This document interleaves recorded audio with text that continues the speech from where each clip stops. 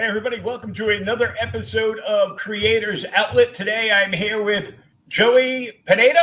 Yes, sir. Said Oh, it exactly correctly. I pronounced it right. I'm getting better at Yes. this crap. Nice. Want to welcome you to the show. You got a bunch of different comic book series going on now. Yeah. And it's so crazy how it's just so crazy how some of this stuff just kind of happens, when you love something so much, it's just like, why not do a little more, But the beauty of my creating is just kind of just I love that everything happens so organically. Things happen and it's just like boom, inspiration, Even having a bad day sometimes will inspire some of the greatest ideas. And I try to tell a lot of people that want to create or just in general, just in passing or whatever, man, inspiration's around us no matter what's going on. I mean, 2020 ain't been very well to a lot of people, and make the best of it still, though. I mean, you still can find inspiration even in these tough times.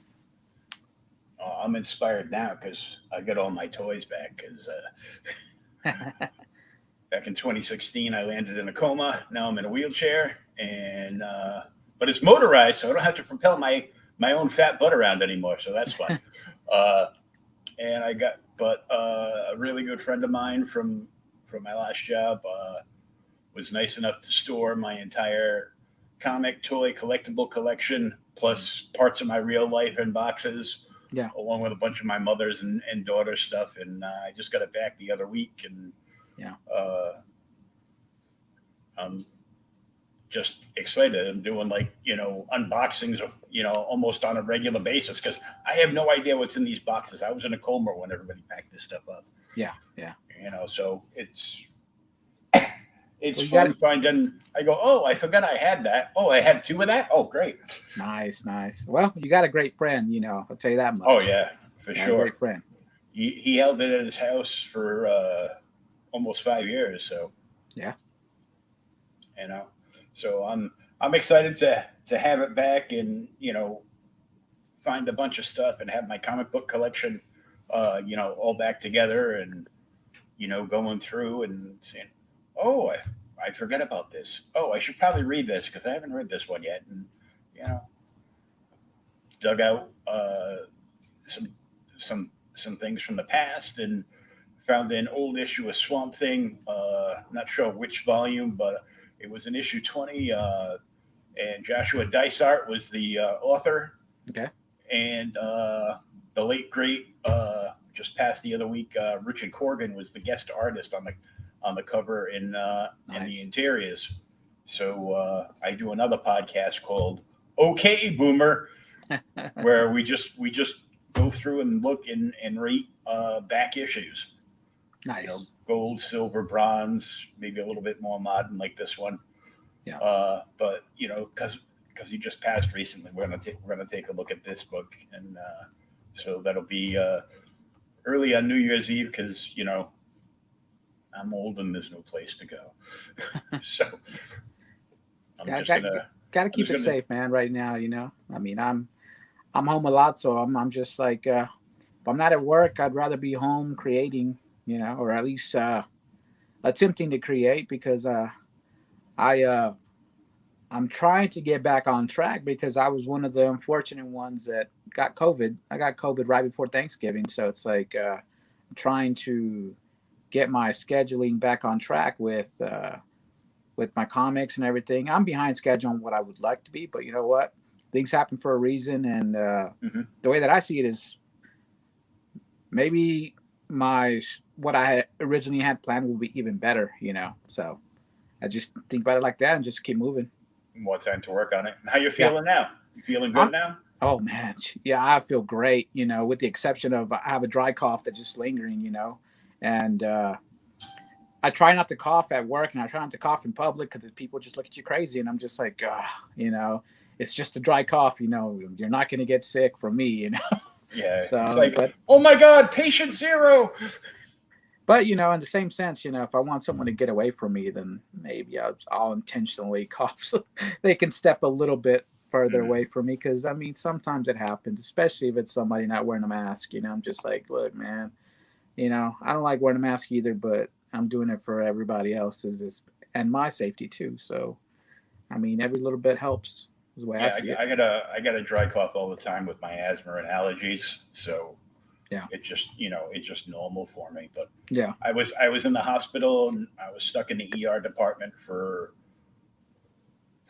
about 14 hours before they cleared a bed for me, and I was surrounded everywhere with people that were COVID positive. So they stuck those big, too long Q-tips up each nostril, and hmm until they touch your brain, and yeah, yeah, then they pull them out, and they still feel like they're in there, yeah, and I was positive. They tested me again before I went, before they released me, and yeah, I was still, I was still negative. So like, yeah, yeah. you know, I was out of commission for about 2 weeks, and probably 8 days out of that, I had it pretty rough. I mean, no energy. Some days I couldn't even get out of bed. I mean, it just hit me pretty hard. I had one day that was the hardest, and I'm like, shit, man, am I gonna die or what? like, mm, not like this. It can't be like this. But just one of those things. I'm glad to put it behind me. And uh, hope that I don't have to go through that again. Because you know, with these new strands and everything popping up, and they say that you could get it again, but I don't know. I mean, I don't want to find out either. So I want to just get back to creating and inspiring other people. oh for sure. Now tell us how you got involved in comics. So basically, so I'm a music artist, um, and at the time I was thinking about doing a comic to drop with my album. Um, I do hip hop, and that's the genre of music that I love, and I like to do music in. So I got some cover artwork done, and it looked like comics. So that's what was got the gears were going. That hey, I want to drop a comic, but then I'm like, it's probably too expensive. But it just so happens that my buddy Eric, he was working on his comic, and he was like, you know what, man, it's more possible than you realize. He gave me some information on how to get started, and the information was basically just, look, man, write your story out basically, and script, and find an artist, and this is how you can find an artist, and I ran with that information, and then next thing you know, me and him were doing comic cons together, and it was just one of those things that just kind of just took off. you know Music became second, comics became first, and part of that was just because the environment at these Comic Con conventions and everything. I mean, I was coming from an industry that with music where it's so cutthroat that support is hard to obtain sometimes. Hmm. With the comics at these conventions, I got to just be myself and not have to worry about an image, not have to worry about portraying a certain reputation because of the album that I'm gonna drop or whatever the case may be. With comics, I roll out of bed, put on some clothes, and this is me, Hmm. And it made it so easy that now I've created a fan base that just kind of like it just keeps growing, and in that fan base I have other creators that love my stuff. I've with these conventions, I've I've I've become friends with a lot of people, and it's just one of those things. It's just like, I'm used to inspiring people, but these the people that are now my friends, they don't realize how much they inspire me and keeps me going. So with all that being said, um, this is my third year doing comics. With the Troubles Back series, that's the first series that I was working on, and I've dropped issue 3 this year.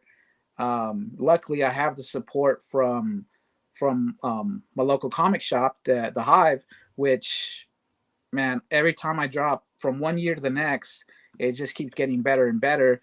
The first year I dropped, it was cool. Second year I dropped, I saw sales dramatically increase. Then this year, even though the whole COVID stuff happened, I dropped my issue 3 back in March, and I was actually really, really surprised that I had already made my money back and then some, you know, covering my print cost and still have a little bit of profit there. Which, man, I mean, who doesn't want profit when creating comics? Because I mean, the way that I see it is, I want to keep creating profit and keep creating so I can keep creating. And that's, I'm not in it to make money or get rich off of this. I'm in it just to get my stories out there and enjoy life and creating, and that's why I do it. I have a day job still. So, I mean, it is what it is, I mean, maybe one day I can do comics full time, but until then, I'm more than happy than just to create and continue to create. Now, I mentioned that I was a music artist. Well, the Troubles Back series ends up being that, and I utilize my experiences there to end up making a story basically that is a music's, and I'm gonna say music superhero because the story or the series, I should say, I'm not going to confine it to one genre of music because the direction that I'm going is just, this series is for everybody. I don't care what kind of music you like. You like music, you're going to love the series, So you end up getting a music superhero trying to battle all the evils of the music industry. And with that being said, I mean, there's so many opportunities and directions that I could go with this. And right now, I'm just letting it write itself because, I mean, at the end of the day, I've been through a lot of this, and it's just hey, let's put it in story form and make it into a story that's enjoyable for everybody. No, for sure. I was pseudo in the music business, like on a local level. I would book bands, and I was the entertainment coordinator for a couple of big outdoor festivals in my area in my much younger days. So, I was over 21, so I had a blast because there was a beer tent. Yeah. But I've got friends, that work in radio, television. I know like tons of bands. I was a DJ for 35 years in the nightclub circuit out here. So I'm friends with like lots of DJs, and I don't think a week went by without somebody coming by. He goes, yo, check out my CD. I'm like, yeah. Okay. Yeah. Put it to the side, I'd probably pop it into the CD player for the ride home. Yeah. And listen, sometimes it was, good stuff. Sometimes it was promising. Other times it was bad. Yeah. And, but, you got to respect the hustle for everybody. Yeah. No matter what anybody's doing, Oh, definitely. I will tell you that my hustle mentality with doing music, it carries over to comics.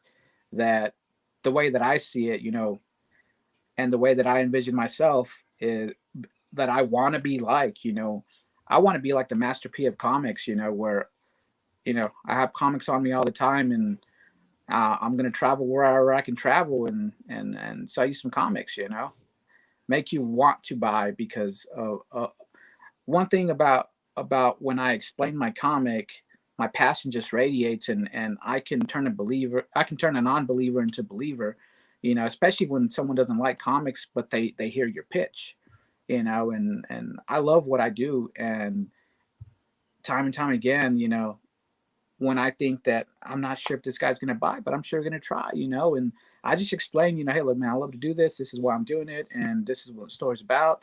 And next thing you know, I'm like, they'll buy one of each. They'll buy some extra stuff. And I'm like, wow, I'd have been happy with just buying one comic, and you're buying more than the last guy. Like, I love that feeling is just one of those things that, makes you appreciate the hard work, but also that someone else is appreciated as well. Oh yeah. I mean, every time I cover any shows up near me, I basically I don't go anywhere but Artist Alley. Yeah. I'm like, I'm supposed to be covering a Comic Con. I don't care about Joe Blow from Hollywood. Yeah. I don't see I try to tell people, I go, yeah, it'd be cool to get your picture taken with, this person or that person. And, it's great, if they weren't asking, an arm and a leg for stuff. Yeah. If I'm gonna dish out like $100 to get my picture taken with, Doc Hollywood, I'd rather dish out that $100 to somebody that's creating something that they're acting in, because there's nothing on a streaming service or TV Yeah. anywhere. It's either a cop show or it's a comic book show. Yeah. And it's you actually have to look hard to find something that hasn't been in comics or didn't start from a comic on TV nowadays. Yep. Yeah, and even when I'm at conventions myself, like, I feel like we're all in the same boat as when, and I'm talking about everybody in Artist Alley, that I try to also, because there's a lot of creators that support what I do, and they'll go to my table and buy stuff. But in the same sense, I show that respect right back, because especially if it's something I like, I want to support it too, So it's one of those things.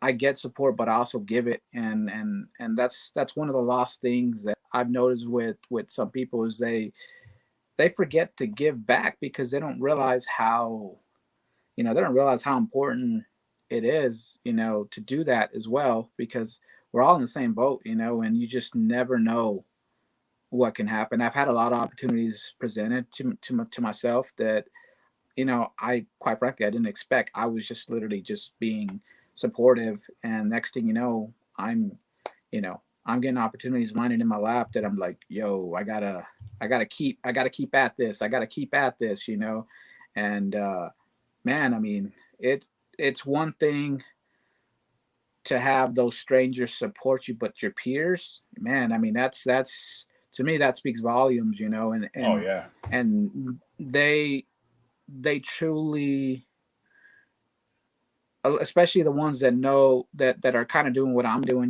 they're creating comics or by any means, whether it's just a writer or they're just doing the art or whatever they're doing, um, it means a lot when they've taken the time to read my books and then give me some feedback on it, because it just confirms what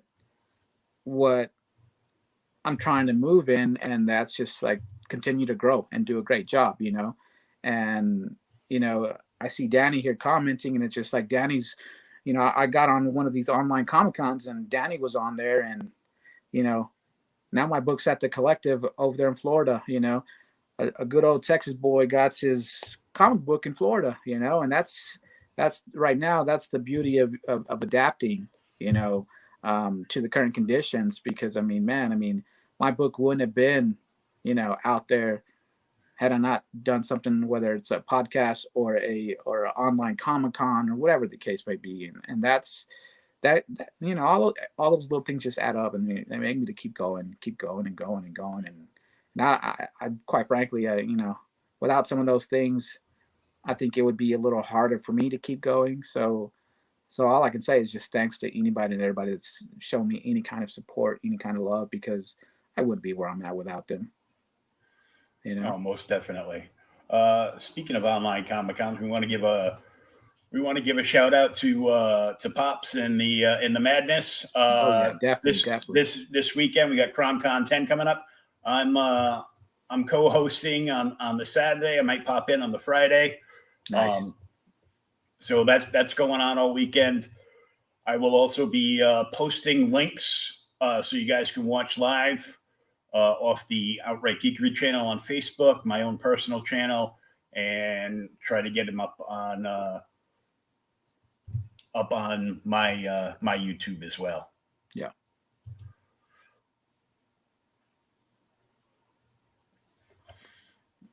Yep.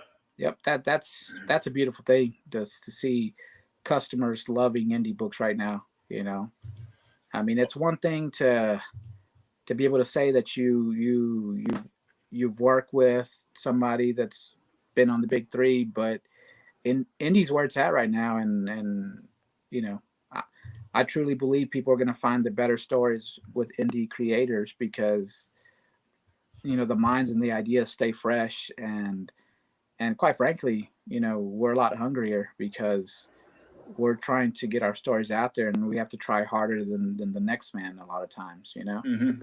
and I'm no stranger to hard work. So I mean, that's all I know. So I'm just gonna, for me, I keep pushing and pushing whatever I can do, and anybody out there creating, or wanting to create, or anything you're doing in life, I just like, hey, put in that hard work, man. It's worth it. It's worth it. The rewards, not everything has to be monetary. There are, I'm big on gratitude and appreciation. That, be honest, that's enough for me. That's more than enough for me. You know, I'm already there. And I couldn't be any more happier. Something literally for everyone in the indie community, Yeah, for sure. yeah. And I don't know about you, but have you noticed that crowdfunding has been big this year for a lot of creators? Mm-hmm. There's not. I've been to what, one, two. I've done two conventions and a store and two store appearances this year, and I did better at the store appearances because the conventions were just kind of they were so iffy because are people going to go because of COVID or not, you know, and it's just been one of those things. It's been for me, it's been a little sad because it's just man, you miss the normalcy of the conventions. Oh yeah. Yeah. High praise from Bush on issue 3 of Trouble's Back. Really shows your clothes. Oh man, appreciate that, Darren. Yeah. I mean, that's the other thing that I love to see is that as a creator, you can gauge your progress by what people are saying about your story, and even yourself. You get to see the growth, and that's it's beautiful. I mean, with me, the way that I treat my comics is the way I treat my music. Like, if I do a new song today, it's got to be better than my last by any means. I'm not say that the last wasn't good, but it's got to be better. I got to constantly grow, and as a human being, I got to keep growing. I got to keep improving because learning and doing things, we don't cap out on those things at all, and I don't ever, I never want to be content. I want to just keep growing, and I want that for other creators as well because that to me, that's what I feel like longevity is going to bring you, if you continue to grow. If you get content, it starts to hurt you a little bit, and I know that everyone that chooses to create or do anything in life, as long as they keep pushing, I mean, they're going to grow. There's no way that they're not, you know. Oh yeah. Well, I started this podcast early in this year. We were up to 73 episodes, and beginning of November, I got picked up by theageradio.org. So now Nice. all of these, I download the audio afterwards, and it goes there, and people can download and just listen to the audio portion. Nice. So and that's going good. I haven't been there 2 months, and I'm already up to like almost 300 downloads. That's good. That's good. And So there's only going up. There's no going yep, down. definitely. I mean, and 73 episodes, that's a milestone, I mean, a lot of people can't say that they've done that in such a short time. So congrats on that. That's a great thing, and man, I mean, I've seen a couple of episodes and it's just like, man, I mean, I love what you do, man. Like, Oh, because thank you. without even without someone like you, like, we can't have a voice right now, you know, at all, if people like you aren't doing these type of things. And you know, all I can say is thanks, you know, for the opportunity just to be on here, because I mean, every little bit helps me, but also helps other creators, or people thinking about creating, or people just wanting to enjoy something good to watch. Because I mean, uh, anything I do, I don't know how to do boring. You know, I just give you myself, and it's just, you know, it's so weird that, you know, I go back and watch these, and it's one of the few things I can go back and watch, and I can re-enjoy it, you know, because I'm like, oh yeah, that's pretty cool, you know. And then I get to see, I get to, in a sense, relive and see the support that I have now, you know. And it's just, it's beautiful, you know. Let's see. Danny, you introduced them to the Hive, and they are hoping to team up with them soon. Yeah, but so the Hive Comics in Odessa, Texas, they've been such a big support since day one for for basically anything I do. And the beauty about Trouble's Back is I found a way to incorporate the Hive. So in my book, the Hive is plays the role of a record label, and to me, saying thanks wasn't enough. I had to find a way to include them in the story, and I think I'm doing a pretty damn good job of it. You know, I mean, they're great guys, and it's just one of those things that it's like, you know, hey, yeah, you're good guys in real life, but you know, in the story, I want you guys to be bad guys, and they were all for it. They were all for it, man. I mean, it's just Hey, everybody likes playing the part of a bad guy. yeah. I mean, I think everybody's got to play the bad guy at some point in their life, you know, especially in a story, man. I mean, you know, you get to do the things you probably wouldn't do in real life, you know. I mean, hey, why not, you know? Danny's already trying to get plot for Trouble's Back 4. Okay, here's what I can say is I'm going to continue to grow on the multi-genre, but um, we haven't seen uh, the character of Mr. Caldwell, you know, in issue 3. We haven't seen him grow to his potential, full potential. So, you know, I can say you can expect some pretty big things from Mr. Caldwell, you know, in issue 4, along with some pretty big surprises, you know. And speaking of which, Yep. And see, here's the beauty about this, man. So Caldwell Images, that's my buddy Jeremy. And the beauty about my characters in Trouble's Back is, you know, they're my friends, you know, they're my friends inspired ideas. So simply just ask, you know, hey, you want to be part of the book? That's the idea that I got. And, you know, everyone that I've asked, they've like, yeah, let's do it. Let's do it. And then when they see the role they play or whatever, you know, it's just like, it's beautiful on how it all just comes together. You know, every character in the book is based on somebody except for one person, and that was more based on an idea uh, slash role, I guess. You know, just because I couldn't find a specific person that I could say, hey, this is that person. You know, so it's just been that way. You know, everybody else has been a character. They're friends in my life. You know, obviously with music, there's a music producer. So my music producer, Dr. Dranks, he's a character in the book as well. You know, and you know, let's see what my editor, actually both of my editors end up being characters, and it's one of those things.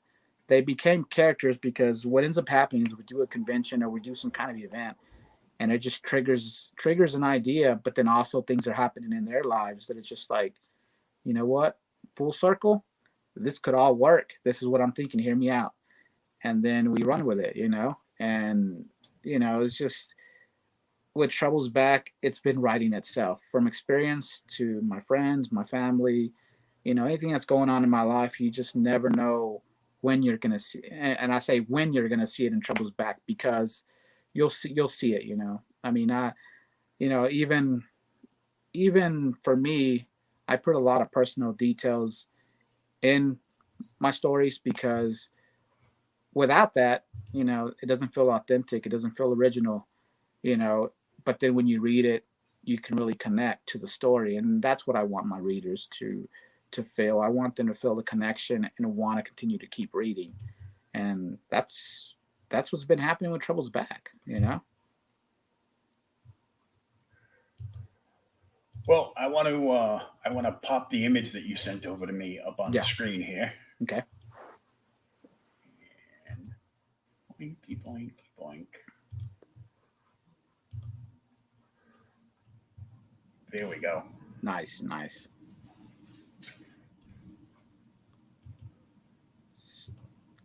It can take up the whole screen. Yeah. They've seen what we look like. Yeah. They already know. Yeah. So here's the beauty of all this, to me, I got issues. These are the original covers for issues 1 through 3, and the issue 1 to me,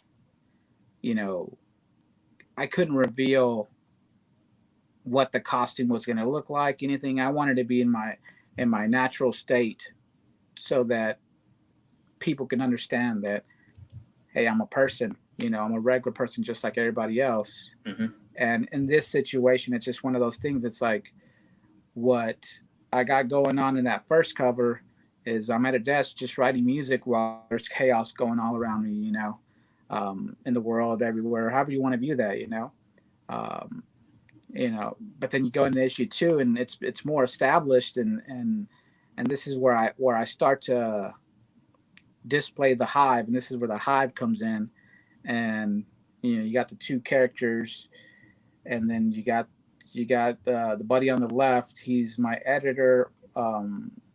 He's one of my editors, and then of course you got the hero, and it's kind of like good versus evil, going on there.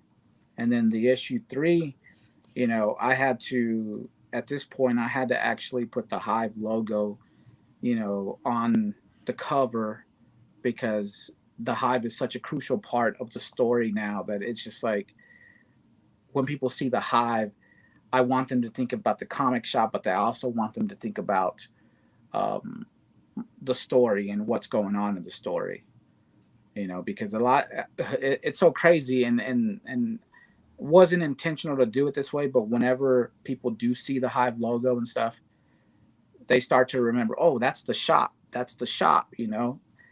that's it's one of those things. It's promotion too for them, and it's a beautiful thing that now it's becoming more recognizable.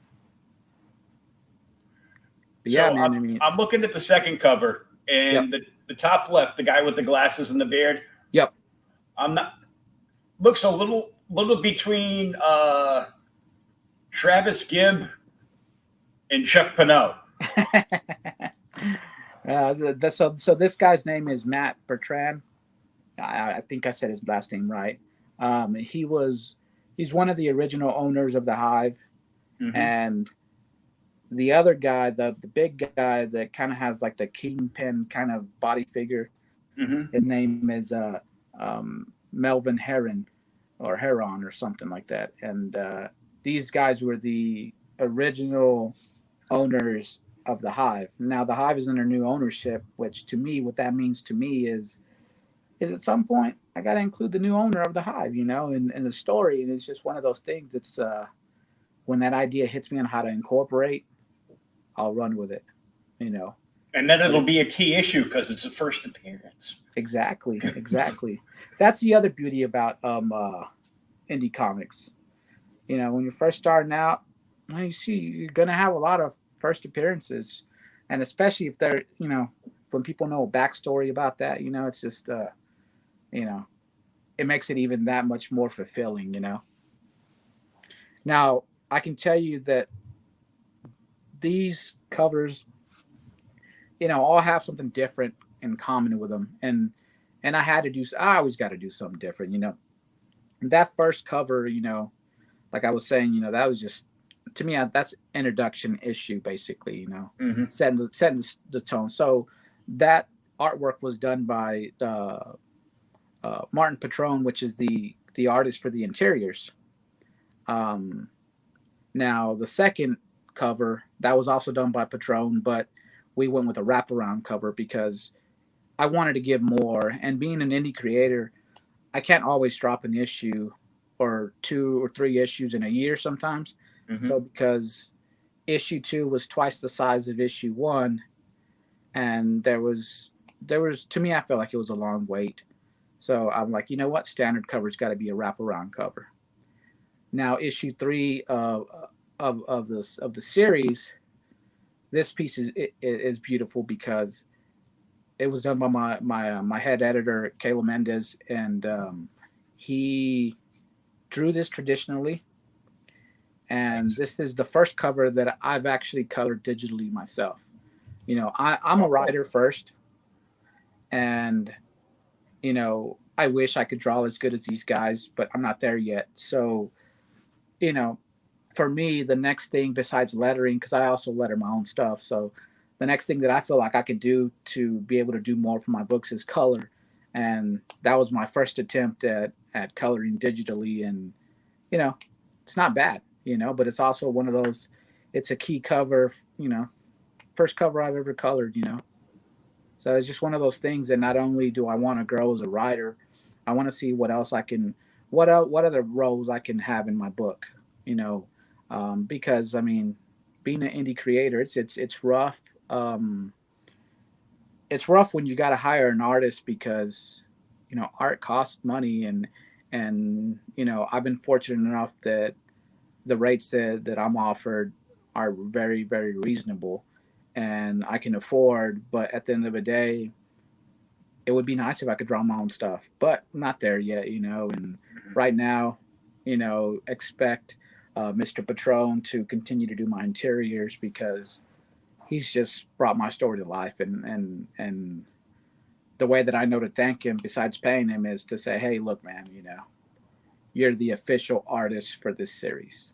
And that's where I'm at there right now, you know. And the beauty of the internet nowadays is you can work with somebody across the world, you know, and that's literally what I'm doing. You know, my artist is from the Philippines, and that's awesome. You know, we can work together. Granted, I got to stay up a little late sometimes to respond to some messages, but hey, it's all worth it, man. It's all worth it. Well, Danny, now you're just showing off. I got it signed. Well, you know, if you ask nice, you can get it signed too, I'm sure. Yeah. What's cool too is that I guess issue 3 is an unofficial store exclusive because the hive is across the cover. Yeah. You could see it like that. Yep. And it had to they had to be on the cover. They just had to be. Oh yeah. You know, definitely. I mean, you know, like when I say that the support has been there since day one, and the growth in revenue for the story, like, has grown as well. Like, yeah, that's a no-brainer, man. But also to me, it's just, you know, I always show appreciation to anybody that supports what I do. You know, even Mr. Caldwell, even though he's a character in the story, you know, he actually did a variant for my issue 2, which I think I have. If you want to switch that off, I can show you the cover that Mr. Caldwell did. So Mr. Caldwell did a cover. I met him at Wichita, actually Animania in Wichita Falls, and he decided to do a cover for the character, the Silver-Tongued Devil, hence the devil mask, you know. What would you do for fame type thing is pretty much what's kind of going on here, you know. Because as a music artist, a lot of times, you know, there's a lot of things that people are willing to do for fame and the how can I put it, the life, you know, and to make it, you know. So that's the beauty about it, you know. The other thing that I got for issue 2 is because I'm a collector as well, and I still, I buy a lot of comics and I buy more than I should. I mean, there's no way I can hide that. I buy more than I should. But one of the things I like is I like sketch covers.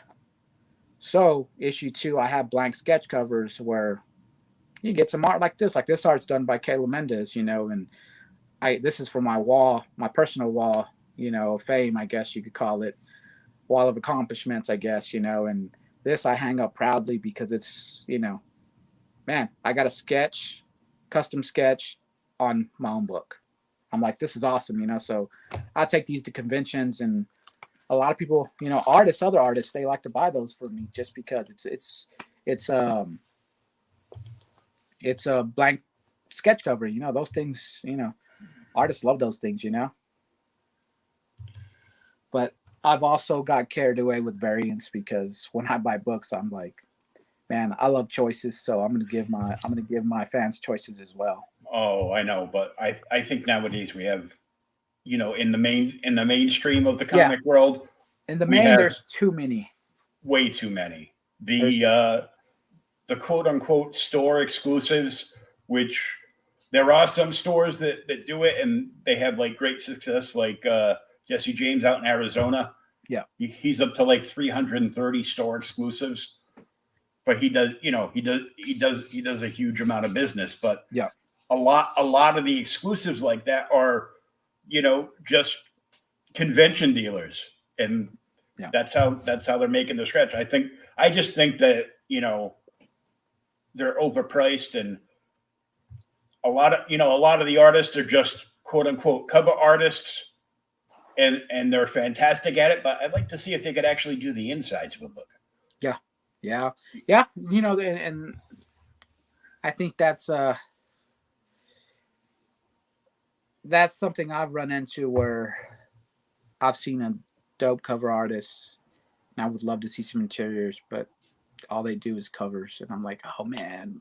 But in my eyes, I'm like, man, I know they could kill it, but one thing I've noticed is that there's just some cover artists that they just love doing covers, and they don't like I guess they don't like the stress that comes with sequential art because, depending on the creator, I mean, that thing could go south real quick if there's too much, like if there's too many revisions and whatnot, and just not being on the same page.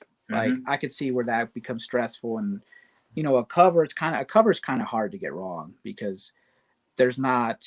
I mean, there can be a lot of action going on, but there's usually not like a room for a lot of detail. Sometimes and it's not always going to tell the story. It's going to just be a great cover. To me, what's going to tell the story is the interiors, and the dialogue. But the pictures accompanying that, it's going to make the story a lot more visually appealing to everybody, and that's going to add to the story, really bring that story to life. But yeah, I mean, I know what you mean on that. There's certain artists that I'm like, oh man, I would love to see interiors from that artist or this artist. But I mean, there's just... So you've got a rarity in your first issue. Yeah, your interior artist did the cover. Yep, correct.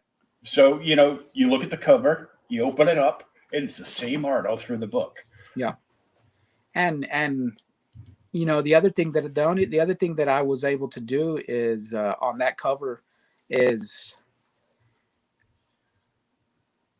the outside of that window of what's going on outside is almost a premonition, symbolism, whatever you want to call it, of what's going on outside, and I mean, I could go on and point out all these little things, but there's more to than what you see, I will say. So and I've learned to not overlook certain things when I look at covers, because sometimes the quantity of characters, the quantity of buildings, the quantity of or the appearance of something in the cover can have a really big meaning. It could be an Easter egg for something that's going to happen down the line, you know. Oh So yeah.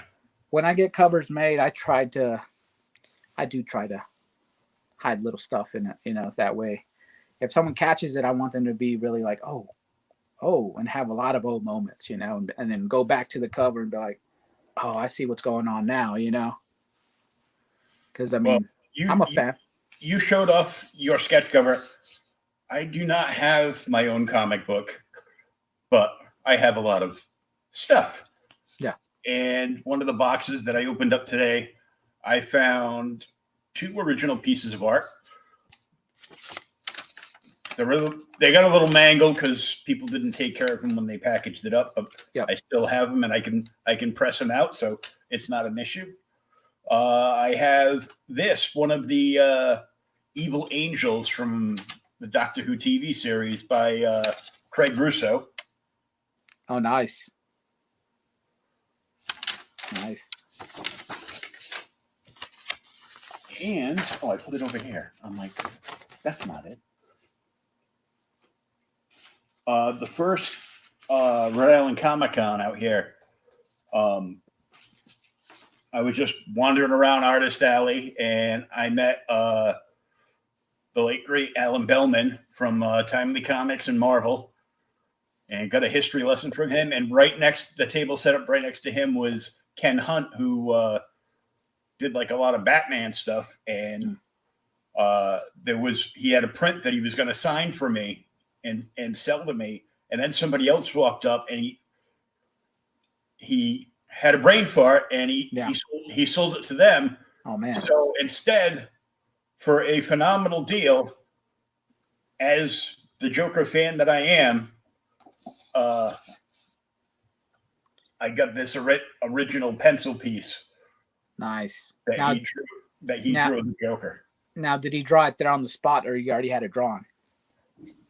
He was like in the middle of drawing it. I had to go back like a couple hours later to get it.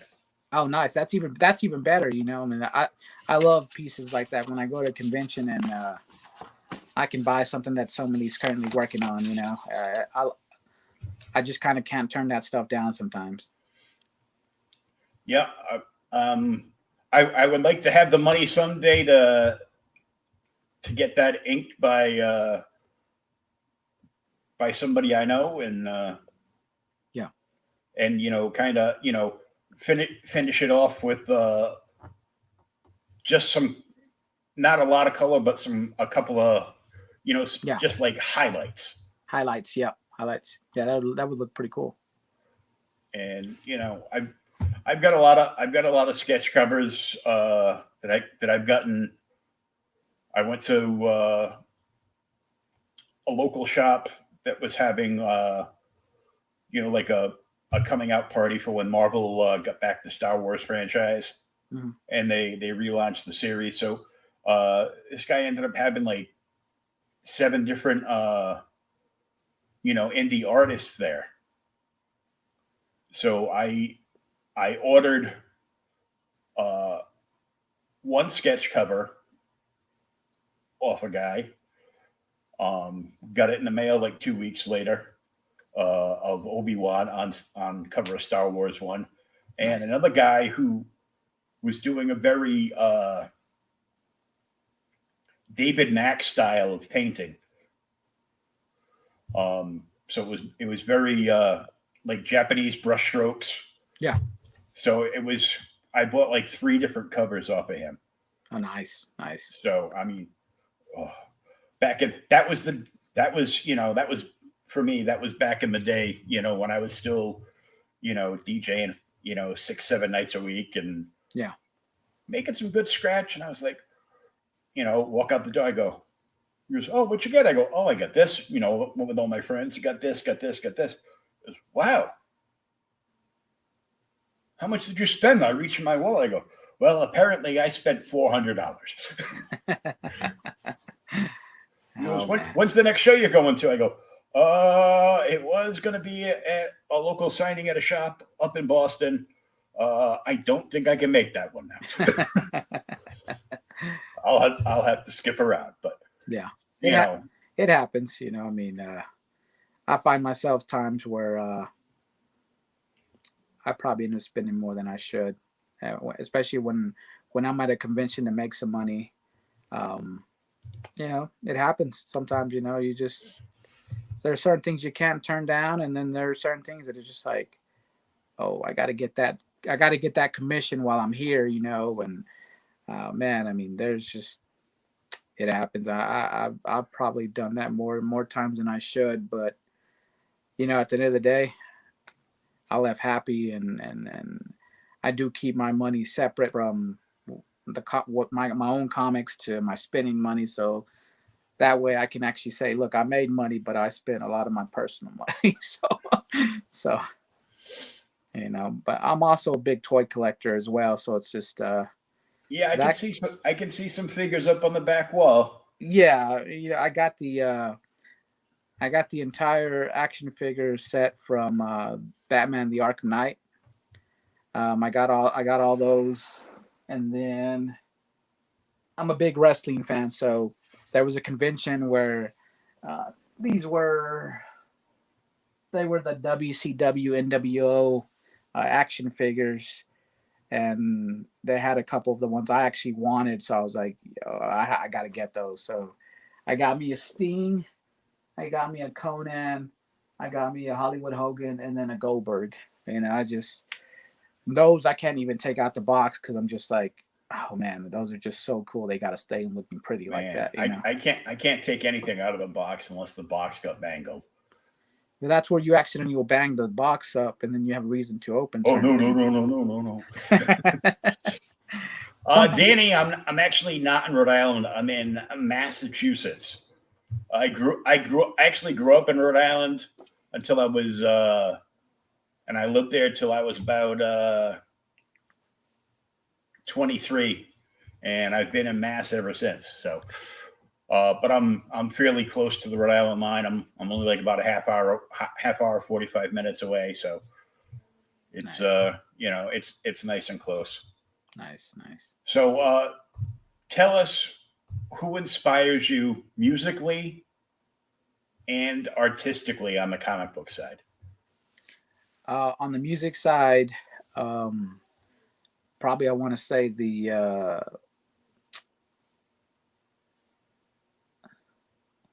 I'm gonna go with a rap group, um, Bone Thugs and Harmony, just because they had a unique sound, Mm-hmm. and even till this day, the music that they make is timeless and classics. On top of that, um, even though I don't necessarily make the music they make, the inspiration is there. And the message, a lot of the message they have in a lot of their songs, they inspire me. Um, Now on the comic side, artist wise, I got to go with my girl Merca and Doffo. If I could get her to at least do a cover for me, that would be awesome. Unfortunately, DC has her very busy with a lot of things that she has no time for that kind of work, and I'm just like, man. But I was lucky to get a response back telling me at least, no, I can't right now. I got too many obligations, and I'm just like, man. But I would have paid whatever I had to pay. I would have found a way to pay for that cover to get made. But you never know what could happen in the future. I mean, we could cross paths and make it happen then, but you just never know. And writers, who do you aspire to be like? I don't want to say aspire to be like, more like really I'm just more of inspired by as well. That just kind of just you know, you pick up any story and it's really just everything I've read has been good, you know. And once again, I got to go with Merca and Doffel because she's also a great writer, and man, I mean, I want to be, well, I guess, I do want to be like her in the sense of I want you to pick up my stories and have that same feeling of, man, this is a great story. Man, everything he writes is great. Like I got what's he got next? I wanna read that next. Like I want to be on that level to for people to love my writing style, to continue to follow what I'm doing, because Trouble's Back isn't the only thing I'm gonna do. You know, I've started a second series called Cubicle Wars. You know, what I do for a day job, I have an office job and I'm an accountant. So I've been in the office, I've encountered a lot of things that make for great stories, but I decided not to exactly go that route. But there, it at least inspired the idea of Cubicle Wars, you know. So, you know, Cubicle Wars is basically gonna follow a recent college grad that thinks he lands his dream job, but things aren't what he thinks they are. And that this story is going to showcase that I'm not just a one trick pony with that Troubles Back is my only, I guess it's not going to be my only hit. You know, everything I write, I'm going to make sure that it's damn good because otherwise I can't put it out, you know. And Cubicle Wars is going to showcase how much I've grown as a writer. You know, I can tell you that issue 1 is written, scripted, and we have 9 pages done. Now, the people involved in this, you know, I'm going to have 2 artists, and these 2 artists happen to be my friends, and they've become 2 of my best friends, and I just kind of had them include them in this story because, for one, their art styles, their art styles are different, but I love those art styles. And what I have planned for the story is 2 different art styles, and there's a really, really big reason for that in the story. So when you read it, you get to kind of get a sense of, oh, that's why this is happening. That's why there's 2 art styles. It's just going to accommodate writing like so much that, I mean, it's just one of those things. I just had to do it. And what I have done so far, 9 pages, I've already lettered those. So I got 9 pages that are completely done. And I got, there's going to be 25 pages total in this one. And man, I mean, when I go back and reread my script, I just like, I'm proud of what I've done because I'm like, man, like I can see my growth in the writing because now I'm not confined to experiences. Basically, what I write is what I write. So if I want to take a really drastic idea and put it in the story, then that works because this is Troubles Back is confined to experience and the music, you know. So I can't go too crazy with things because of the way that I'm writing it. Now, Cubicle Wars is completely out of my head. You know, whatever I think about, if I can make it work, that's what it is. You know, so I have more free reign with Cubicle Wars, and I'll be honest, it's been fun. It's been very fun because there's nothing like writing a story and no one can tell you that no, that's not what happened. And I'm like, but I'm the one writing it, you know. So how can you tell me that that's not what happened? I'm writing it, you know. So that's the beauty about it. With Troubles Back. If I put something that's questionable, you know, then yeah, I can be called out on that, you know. But with Cubicle Wars, I mean, anything goes, anything's game, you know. You never know what's going to happen. You never know who's going to be in it. I mean, the ideas are endless there, and I feel like that could be the series that could be as ongoing as I want it to be. So. And when are you looking at? That'll drop next year. I'm actually considering doing a Kickstarter for it just because it's an issue 1, and that way people can follow it, you know, from the beginning and not have to wait for a trade to come out. So I'm heavily considering that because of where I'm at with it. You know, it's man, I mean, it's an issue 1. Why not start a Kickstarter? You know, I mean, I have people that follow Troubles Back already, you know, but I can those fans can come over to Cubicle Wars, but then I also can create new fans by going the Kickstarter route because one thing I've noticed is is people are on Kickstarter just looking for good stories or something that sounds good, even though they don't know about you yet. Oh You know, yeah. so that's the one aspect that a lot of people forget about. And to me, because I am that person too, I get on Kickstarter when I have time and I'm like, oh man, that story looks cool. That looks cool. I'm gonna go ahead and back these stories, you know. And I don't know anything about the creator. And so that's one avenue that I'm just like, yeah, I really need to consider that route because right now I've been doing conventions and store appearances, and that's been the way that I've gone about things because that's just it's what I know. And I did it with music, so I'm like, okay, I'm trying to do a lot of it with the comics too, but I'm starting to realize with everything that's going on, I have to either adapt or not grow. So I'm gonna adapt, and you know, I gotta dabble with Kickstarter. You know, there's no way around that. You know, I gotta go that route eventually.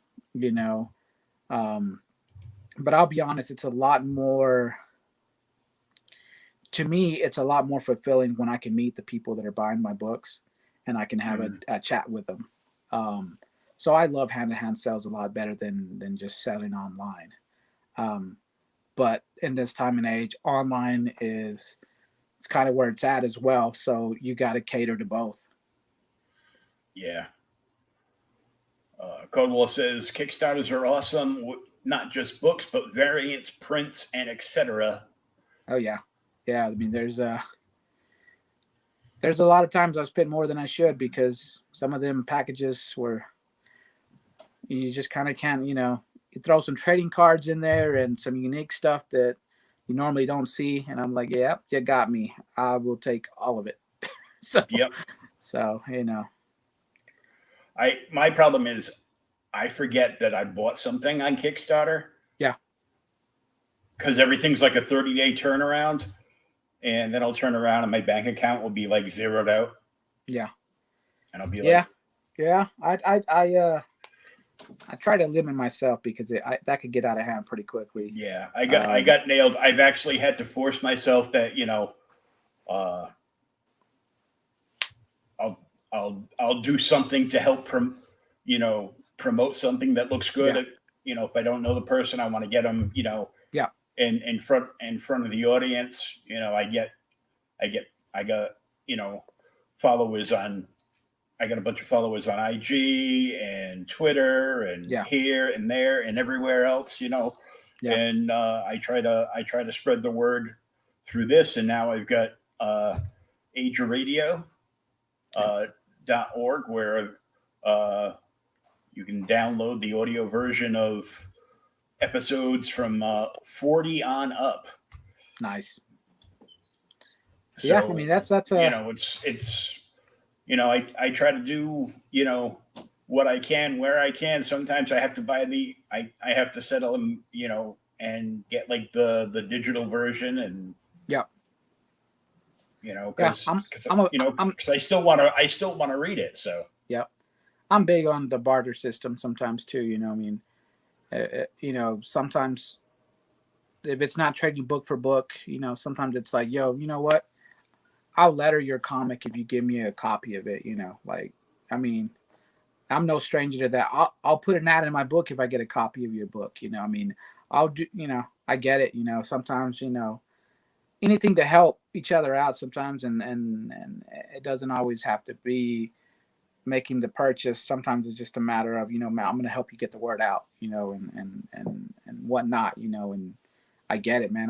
I'm there some days too. You know, some days I can't even like if I've met some artists that it's just like, man, I really can't afford, you know, can't afford work from this artist.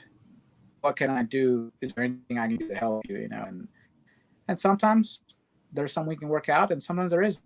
You know, but I'm like you. I'm willing to help whoever and wherever, just just to get a copy of a book sometimes because I mean it's just at the end of the day I love to help people, and you know getting a copy of someone's book or merchandise to me is just it's a bonus, oh you know. yeah, most definitely. So And there's always something you can do. Create as a creator. I've seen, you know, people doing trades where they'll, you know, donate X amount of their comics, digital versions of them, to give to another creator to put in their digital pile for you know, for a tear up reward, crossover covers. You know, somebody does a homage to your book on their cover, and you do a homage to their book on your cover, and it's, you know, and it's even that much more fun for the collectors too.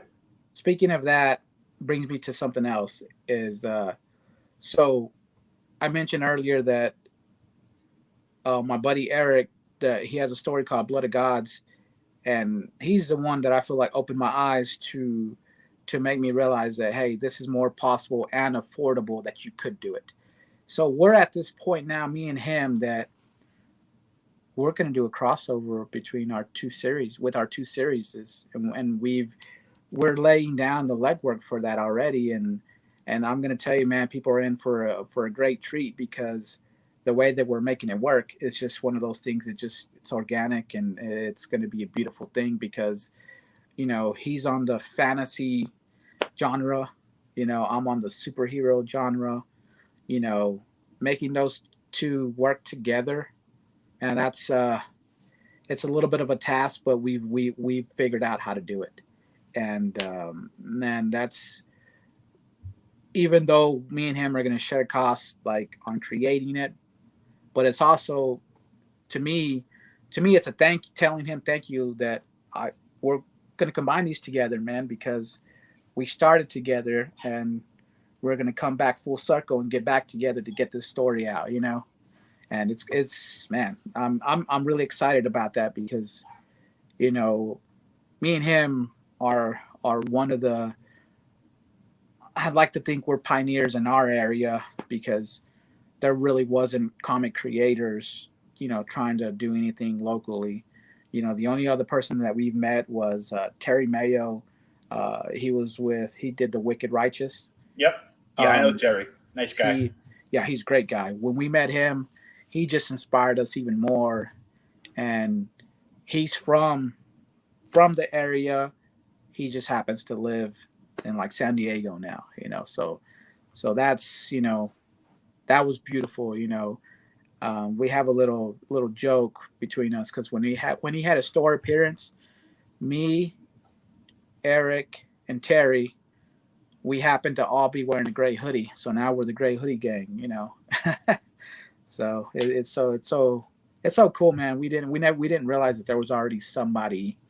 There wasn't somebody. We didn't know that there was somebody, you know, locally that already done something and that was doing bigger things than we were doing, you know. And when we met him, he was a great guy, real humble, and he just made us realize that, look, man, we could take this as far as we want. I mean, he's already hit, you know, San Diego Comic-Con, you know, and that's, to me, that's a dream. That's a dream to make that happen one day. We're not there yet, but, you know, life's not over yet either. So we got time to make it happen. Assuming that things get normal again at some point. Well, apparently San Diego canceled their con this year. They're waiting for you to get up to speed to be there. I wish that was the case, because I'd make that happen really quick. Hey, it sounded good, right? Yeah, no, that sounded great. That's my story, and I'm sticking to it. Yep. So, teamwork with other creators is always awesome, and I'm always inspired by other creators like Joey. Yeah, that's awesome, man. You know, that's the other thing that keeps me going, man. Like I'm just myself with this stuff, and inspiring anybody. That's a blessing, man, and an honor. You know, I mean, because at the end of the day, you know, we don't always know that people are watching, you know, and what we're doing, and some people are, and they're watching what we do religiously sometimes, and and we inspire some good in them, and that's to me as a creator, that's an important thing. It's also a great thing to be able to do, whether it's intentional or not, you know, because, you know, I love that even myself, I'll have a conversation with people and something will inspire me, you know, or maybe the way somebody is as a person, inspires me, you know. So the fact that I can bring inspiration to somebody else, that's a plus, and that's a beautiful thing to me. Art as well as life.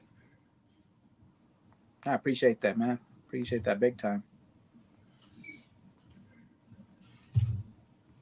Now, I have to ask you if you remember the first comic book you ever bought and what drew you into it. You know, I can't remember the actual first comic that I bought, but I can tell you the first comic and series that I remember as a kid, and that was the Spider-Man Maximum Carnage series. You know, I for whatever reason that is where I remember comics beginning for me.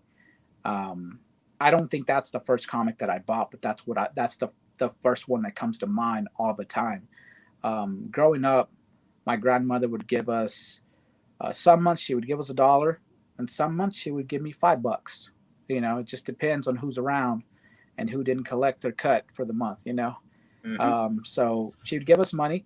I'd go in Odessa. In Odessa here in Texas, there used to be a comic shop called Cody's Comics, and that's what I would spend my money. I would spend my money on comics and comic trading cards, and that's where my money went as a kid. But it's so crazy to me because as an adult, I'm a huge DC fan. But as a kid, apparently I was a big Marvel fan, you know. But I can tell you that my love for Batman was always there because I look at pictures and I was always wearing a Batman T-shirt, but I'm reading a Spider-Man comic. so, so it was just never understood that. You know, it's almost like I didn't read enough Batman growing up. I think my thing with Batman was the the TV shows, the cartoons. That was my thing, I think, and comics. Just Spider Man was the biggest thing for me as a kid, um, and I think it was just because he had powers. You know, had powers. You know, and he was just an average kid that was very strong and slung some webs and could climb buildings and whatnot. You know, I mean, what kid wouldn't want some kind of powers? You know, I mean, I never was one that wanted to have the exaggerated body type, you know, muscles or nothing like that.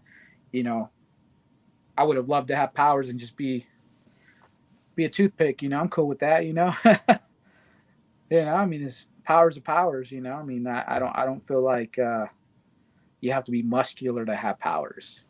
You know. Batman the animated series. Yep. That was me right there. You know. I remember I watching that live when it went on Fox. Yep. I was working at my local comic shop. I've been going to. I'm 51 now. I've been going to the same comic book shop since I was 15. Nice. Well, the fact that that comic shop has survived that long, that is also a task because, I mean, man, you know, comic shops don't always last as long as we'd like them to. Things happen sometimes, you know. Hmm. So It's that just that's crazy. you know, I went after Cody's Comics went away over here. Um, I probably went 15, probably 15 years or more without a comic shop, and then it wasn't until maybe 4 years ago that the Hive um, was founded. So that kind of reignited my love for comics all over again. You know, that and just telling myself never to let go of the things that bring me joy. So I mean, it's just one of those things. I'm like, man, toys, comics, yeah, I'm not letting those things go for nothing. so Yeah, so I'm gonna swing my camera just to share some joy. okay. Oh man, you got a lot of comics there. Got a lot of comics. Hmm. Yeah, I catalog my comics and I probably only got about 2,000 comics, and you know that only equates to about what's four that's only 12 short boxes. So Well, I'm gonna be going through all mine. I'm gonna be getting rid of a whole bunch of them, and you know, keeping a few of my mainstays, and Yeah. you know, that's it. I'm going to be getting rid of a bunch of action figures. What I will not be selling is the aforementioned Batman. Yeah. I actually did an unboxing earlier, and I had a sealed like inner case. The way that they send out action figures is they put like 4 small narrow boxes into one big oversized box, and that oversized box is a case. Mm-hmm. And so I had a sealed inner box. It's right down here. And I hadn't opened it, and then I looked on the side and had the information printed on the side. It was Wave 3 of Hush. Oh wow, nice. So I cracked it open. I go, obviously I know what's in here. It's Batman. Yeah. But I don't know which Batman or which other figures. So you know, opened it up and checked it out. It was the Halo jumping Batman. So he had like Nice. the skydive apparatus on the mouth. Yeah, I remember. Had an Alfred, Commissioner Gordon, Scarecrow, and a very shirtless Ra's al Ghul. But he had his, you know, his sword off to the side, and I'm like, I was just, you know, excited to see those. Oh yeah, definitely. I have a few of the. Thanks, Pat. Have a few of the Batman animated series and the new Batman Adventures. I don't have them all because it's expensive to get all of them, but I have a few of the main good ones, I guess, you know, and I've recently started collecting some of the McFarlane toy DC Multiverse ones as well. Those are great. You know, like I for Christmas I got the Batman from Flashpoint. Oh yeah, that's a hot figure too. Yeah, my buddy gave me that one, so I was really happy when I got that one. And then I got the Grim Knight, and I got 2 different Jokers. One from the White Knight, and then the other one I believe is might be from one of the video games, maybe, or it's from the Killing Joke. He's from the Killing Joke. Yeah. I've actually got the Killing Joke 2-pack that has the one of the updated Killing Joke trades behind the figures. Yeah. And it's got a Batgirl figure, and it's got Joker dressed up in his like Hawaiian shirt with the camera and his funny hat and everything else, you know. Yeah. So, you know, that's pretty cool. I also got back I can throw it up in the corner. I got back that. Oh, nice. Nice. Also, when I took it out of the box, it hit the throttle stick on my wheelchair and sent me face first into those stacks of comic boxes that I showed off earlier. Yeah. Landed me in the hospital, but it was worth it. You know, I got to give a shout out to our sponsor, SpinWiz Comics. They sponsor all our videos here. Awesome. SpinWizComics.com. They are a webcomic and indie comic discovery platform. You can read over 500 different web and indie comics. You can download the app completely free on both iOS and Android. And here's a quick peek at what it could look like on your smart device.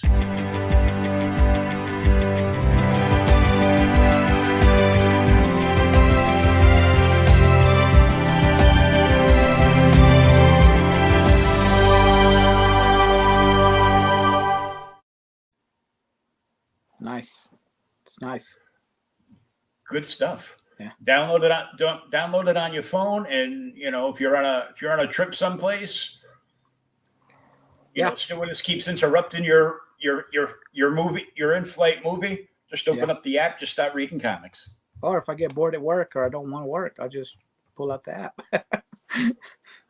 Well, you know, if there's a choice between reading comics and getting work done, I think true. a lot of times I'm gonna go with comics. Yeah. Yeah. Yeah. So where can people follow you on social media now? So on Facebook, it's official Troubles Back, and then on Instagram, Troubles Back 01. And the one thing I haven't mentioned is, so every title that I drop is going to be under my publishing company called Troublesome Comics, and that's also another place that if you go to my website troublesomecomics.com, I have my social medias linked on there as well. But I'm pretty heavily active on Facebook and Instagram, usually on my Troubles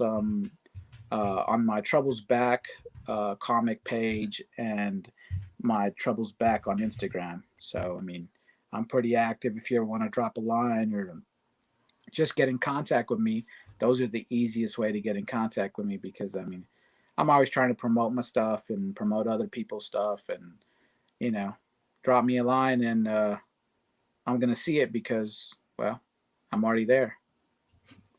So And I just popped the website link up in there, and the links to both Troublesome and Troubles Back are in the show notes, either up above or down below, depending on where you're watching us right now. awesome. So I appreciate you having me on, man. I really do. Yeah, been a lot of fun. You know, Definitely. just talking comics and your creative process a little bit, and we can feel your passion just the way you talk about it. Thank you. So when's the issue 3 is coming out now? No, issue 1 through 3 is already out. Okay. Issue 4 is what's going to be coming next. I'll be honest with that.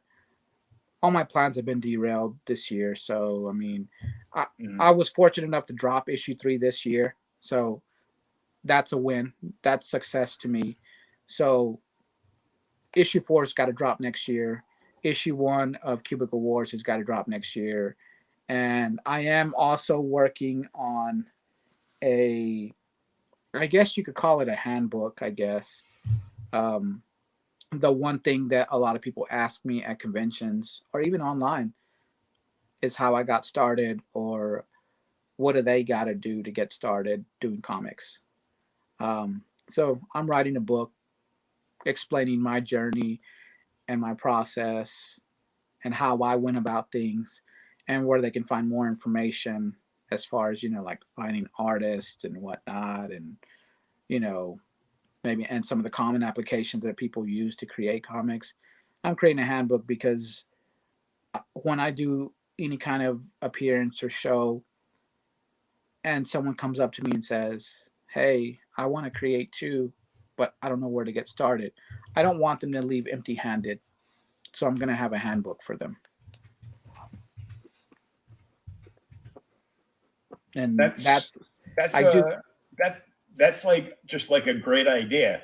And I got a title for it already. It's going to be called Into a Creator's Mind. Into a Creator's Mind, something about creating comics, or the comic book edition, or something like that. But the main title is Into a Creator's Mind. Oh, Into a Creator's Mind, the perspective on writing comic books or something. Cool. Now, I did this backwards. I've already created a cover for it. So now I got to write it. So Caldwell says he still needs issue 3. Oh, yeah, I need to get that to you, man. And let's see. There we go. I'm dropping the link for your favorite comic book shop, The Hive. I appreciate that. There's a link for the Hive's website if you're in Texas and want to check them out, or if you're anywhere and you want to check them out, see if they got a book for you. And they do ship out. Like if you see something online or see something in their store on the Facebook, they can't ship that to you. So I mean, you can do business with them from anywhere. So check out The Hive, and everybody already knows. Check out The Collective with Danny Morales down in Florida. There's another shop in Texas that is a huge supporter of indie comics, so I always like to mention them. And then I forgot. There is one that is also supportive of. There's a guy in San Angelo that has been real supportive of indie comics as well. Now they're called they've rebranded and now they're called the Geeks Gaming and Comic Lounge. So that's another spot, to definitely check out. The one I was thinking of was Space Cadets. Space Cadets. Are they out in East Texas, right? I think so, yeah. Yeah. I'm not too familiar with a lot in East Texas just because every time I go somewhere in East Texas, it's like I only have time to go to the convention and not really browse and go to the comic shops because usually I've traveled a long way. So it's just one of those things. I think the longest I've traveled so far is to Houston, and that was literally go, sleep, convention, sleep, go home. I mean, it was a long drive for me. Geeks Martin. Yeah, Martin Lucero. He's the owner of the Geeks Comic and Gaming Lounge out in San Angelo. Well, I want to thank you for joining us tonight. Had a blast finding out more about your books and spying a couple of cool action figures up on the back wall. And definitely. And well, so everybody, reach out to Joey. If you don't have the first 3 issues, hit him up. He can get them for you. He can give you links where you can order them through his website and the stores that carry them, like the Hive, the Collective. So check it out, and maybe you can go on the website and get yourself an autographed copy so you can rub it in Danny Morales' face. Definitely. Because Danny was showing off.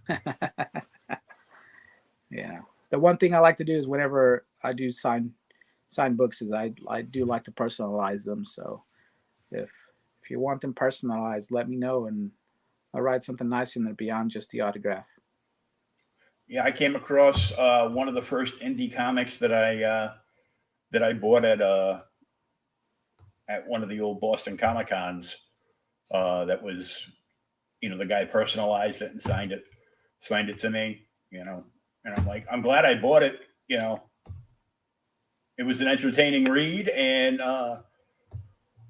about an hour after I walked by his table, I walked by again, and he had sold out of all the comic. He brought like a box of 100. Oh man, that's good. And he sold them all. I'm like, that's back when comics only cost $2 or $3. Yeah, that's the other thing. I wish I could find cheaper printing costs. It's makes it a little rough. I even like to dabble in variant covers in the sense of, like, I just dabbled and got a what do you call hollow foil. I got a hollow foil variant for issue 3. Oh, nice. It was pretty pricey, so price on those are a little higher, but I also only print like 40 copies and I number them and sign them. Yeah, super low print runs on those because of the extra cost. Those, and even higher if you go those fancy metal covers there. Yep. The way I see it is it's a collector's item, and and I'm at the point now where some of my fans are collectors and they want the very rare stuff. So that's I want to be able to offer that, even if I got to take a leap of faith that they'll sell. Yeah, because everybody is looking for the next shiny bauble to show off to their friends, other fans online, and to a lot of people, want to showcase stuff, up in their houses. And once I can dig my way and cut away some of these boxes, I can reset up my geek office space, and you won't just see a bunch of boxes behind me. It'll look more like, this comic book guy, but I never see him with any comic books. I'm like, No, Well, I'm just gonna assume that every box back there has something cool in it, you know. something cool in it. Yeah. Well, one of the coolest things I still had, it was gifted to me by neighbors when I was about 4 or 5 years old. I really liked the old Big Little books, Hmm. and the neighbors they kind of, because I was an only child, they adopted me, so they were an extra set of grandparents, Hmm. and Grandpa Joe had this from when he was a kid. Oh, nice. Golden Age Mandrake the Magician Big Little Book from Nice. 1946. Nice. It's nice to have something older than myself, you know. So I really like those. And there's actually I found out there was actually like a pretty big collectors, you know, market. People that go high and low looking for the old Big Yeah. Little books. And I'm like, oh, cool. I go, well, I got three of my favorites. I've got a Spider-Man one. I've got Batman, the Cheetah's Caper, and I've got my all-time favorite, which was Fantastic Four versus Doctor Doom. Nice. So I'm like, I was introduced to Doctor Doom in the Spider-Man daily strips in the papers. Yeah. And he's been my favorite Marvel villain since I was a kid. And I discovered Batman when I was in awe as like a 3-year-old when the TV came on and Adam West and Burt Ward Yep. leaped at the screen in their flashy, shiny costumes. Yeah. I was hooked. Yeah. My was the Batmobile, and then all the fighting effects, the pows and the bangs, and I was like, oh man, yes, Batman is my favorite now. For years, I tried hitting a punching bag hard enough so I could actually see a word come out. The only thing that's happened is I've become short of breath and need a glass of water. I guess I'll have to settle. But thanks for joining us tonight. And just a reminder, everybody, this episode later on tonight will be available for audio download at ageofradio.org. You can look for my logo, as you can see in the backdrop here, for Creators Outlet. And if you're listening to this on Age of Radio, you can search for Creators Outlet on YouTube, and you can watch the video version so you can see all the stuff we're holding up and talking about. For now, we're gonna say goodnight. Little peace, love, and